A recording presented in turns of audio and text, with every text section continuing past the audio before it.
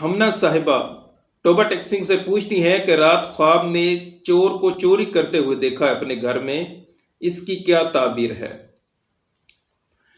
ख्वाब में चोर को देखने की मोबरीन ने मुख्तलिफ ताबीरें बयान फरमाई हैं, जिनमें से चंद एक मैं आपके सामने बयान किए देता हूँ। नंबर 1, चोर को देखने की ताबीर बीमारी की तरफ इशारा है कि ख्वाब देखने वाले को कोई बीमारी लाहिक हो सकती है। नंबर 2, अगर चोर को देखे ख्वाब में तो ये मौत के फरिश्ते की तरफ इशारा है कि मौत का फरिश्ता जो है वो आएगा, रूह लेके अचानक जो है वो रूह लेके चला जाएगा।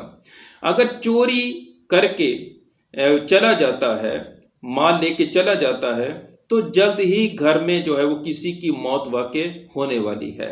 अगर चोरी फेल हो गई, माल नहीं लेके गया, वैसे ही भाग गया, तो कोई घर में अगर बीमार है तो वह जल्द सेहत याब हो जाएगा। नंबर 3, घर में चोरी होते हुए अगर कोई देखे तो ये इस तरफ भी इशारा है कि अपने माल पर गौर करे, जो उसने माल कमाया है, आया वो हलाल है या हराम, ज़कात दी है या नहीं, किसी का हक तो नहीं मारा, नाजायज़ कब्ज़ा तो नहीं किया, किसी को धोखा दे के रिश्वत लेके सूद से माल तो नहीं बनाया।